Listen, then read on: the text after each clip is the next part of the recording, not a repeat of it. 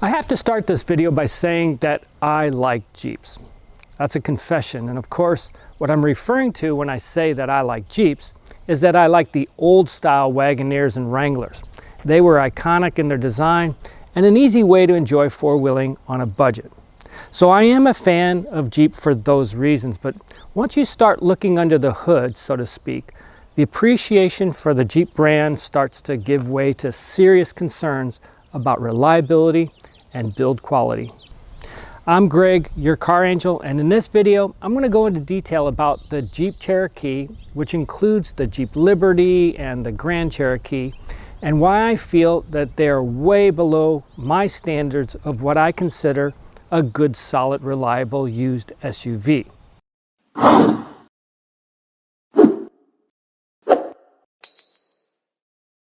Let's start with the obvious problem. This is a 2013 Jeep Grand Cherokee WK2. This model debuted in 2011 and was produced all the way until 2022. This is a long, painful run for any car design. Too long, really. Now, like many Chrysler products, the Jeep features the 3.6-liter pentastar engine. Sadly, the 3.6 was supposed to be the all-star engine from Chrysler. It was the most common engine, and it found its way into the Wrangler, the Ram, the Caravan, the Compass, and the Dodge Charger. This engine was designed for efficiency and longevity, all notable characteristics, but it had one glaring problem which makes buying any Chrysler product that features this engine a big thumbs down.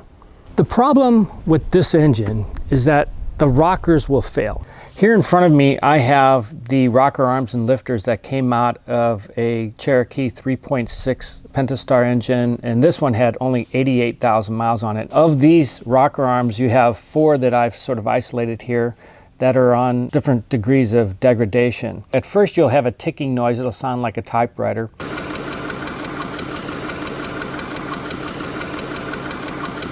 And you'll start with a tick, tick, tick, tick, and then it'll go into a tock, tock, tock, tock, and then it'll go into a toke, toke, toke, toke. And that's when you know your engine is almost toast. This is the bad boy right here. This is the troublemaker. And you can see how those needle bearings are just shot in there. Not only are the needle bearings shot, but if you look at the top part of the rocker arm, you'll see scarring. And that scarring is a result of course, the needle bearings going bad, and now this is making contact with the cam lobe. And that's where the real trouble starts. And the cam lobe gets damaged, and therefore you have to replace the entire camshaft. And then I just want to show you, these are the lifters here. And these are all healthy, but we're going to replace them nevertheless. And you can see by a lifter, these are the same height. And a bad lifter would have some scarring on top, but it would also be crushed down. You'd have a difference in height, and that's why you always replace these as well. As that needle bearing fails, the roller begins a destructive spiral to complete failure and ultimately seizing. It's not a question of if, but a question of when. And when they do fail, it is not a cheap job. If you catch it in time, you're talking anywhere from $1,000 to $2,000. If the damage caused by the bearing failure extends beyond a simple bearing and into the cam lobe, then your repair bill can be much, much higher than that. Now, this can happen at any mileage, but it's really common to see between 75,000 to 100,000 miles. That is way too early for any engine to have any major engine problems. Now, there was a serious problem that found its way into the 2011 to 2013 Jeeps, and they had faulty cylinder heads, which led to an excessive wear, and ultimately they failed. Now, Chrysler updated the design in late 2012 with a hardened valve guide and hardened seats, and it offered a 10-year, 150,000-mile extended warranty. But many of the 2013s, especially the early 2013s, still had the old cylinder head problem. So you got to stay away from those unless they had it replaced by the dealer under warranty. Now, these problems were not limited to the 3.6 engine.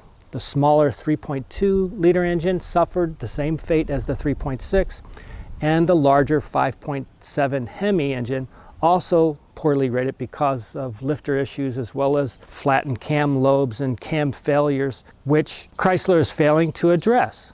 So now let's look at other problems I see on these cars, especially on the models 2016 and older. The oil filter housing is brittle and it will crack, which will always leak. The premature failure on water pumps, thermostats, that's all typical. And also the thermostat housing is really cheaply designed. Head gasket issues were common enough that Chrysler was forced to extend the warranty on that part of the engine. Motor mounts were a known failure and they're fluid filled and easy to spot when they're going bad. Not cheap to replace either. And finally, the evap control will throw a code showing a small evap leak, and it's code P0440, 466, or 467. Now this is generally a very small leak coming from the eSIM. That is short for Evaporative System Integrity Monitor. And it does not show up on a smoke test. So if you go to your mechanic, they're not going to be able to detect the leak. It's so hard to detect. Now, these fail all the time. It's little stuff like filling your gas tank. You have to position the pump handle just so, and then turn it slightly the other way, and then argue with it. Otherwise, the gas pump will simply click off. In general, the problem is that the engine and overall design of the car make replacing high fail parts labor intensive. In other cars, a repair like an oil pressure sensor, an O2 sensor, spark plugs, and regular maintenance items that would be relatively easy are not easy on the Cherokee. Even changing the headlight bulbs is a painstaking process. They're not easy to work on, and unless you are really handy with a wrench, they're not cheap to maintain. The Grand Cherokee also has a 9-speed transmission that will frustrate you to no end. It seems totally confused at highway speeds, and although it seems to be reliable, it doesn't feel that way. This particular Grand Cherokee has had all of those problems and more. In addition, body parts are not even attached solidly and are subject to popping off unexpectedly. So, would I advise buying one of these cars for my clients? The answer is no. No, no, no. They're really a piece of shit. Anyways, I got that out of my system. I'm Greg, your car angel. Thanks so much for watching this video. Give it a like if you enjoyed it, and subscribe if you haven't done so already. And I'll see you in the next video. Take care. What I don't like about the Jeep Grand Cherokee is everything.